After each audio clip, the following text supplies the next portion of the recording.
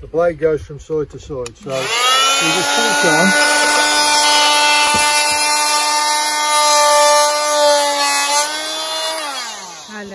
See? Like that. Yeah, so you can cut straight through. But this is why I'm saying you can't cut from there, because you won't cut it square.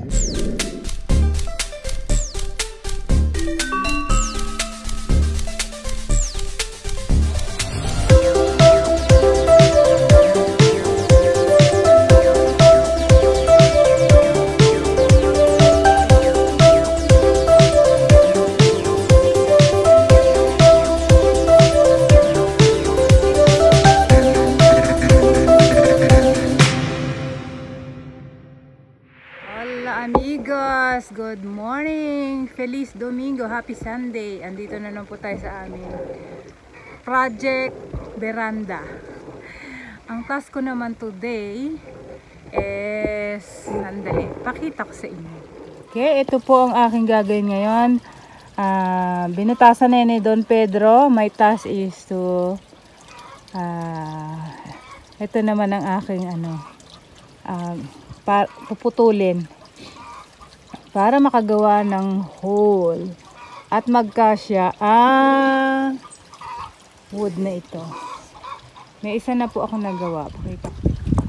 Ayan po, dalawa na ang aking nagawang butas. At 28 to go. Ayan ho. Bawat beam, 3 butas. So 10 beam. So 30 butases. Medyo makulimlim ngayon. Pero ox lang.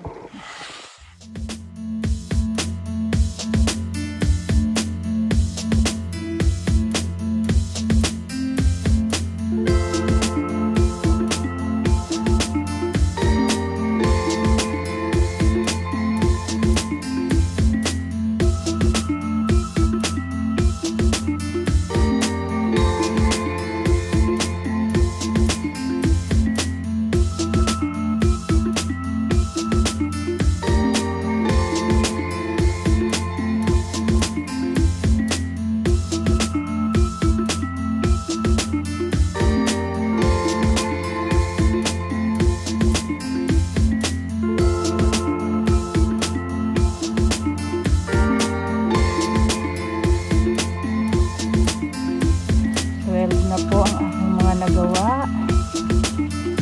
18 na lang. Ayan, naikabit na ni Don Pedro yung iba.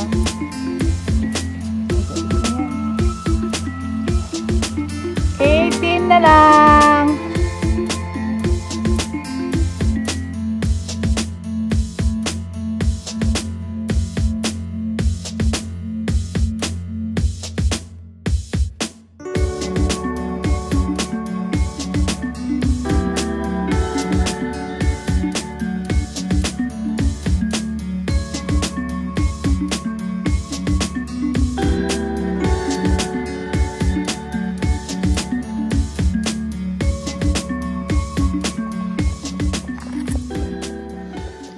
This piece of thing did these holes,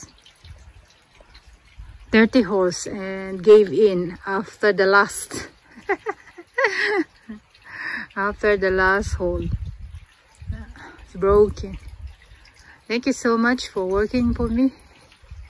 You did a good job. Amigos, natapos ko rin ang aking task today. Ito, Hagardo Versosa namin. Pakita ko sa inyo ang aking gawa. Ayan, mga butas na yan. 30 pirasong butases ang aking binutases. I did it. Yay!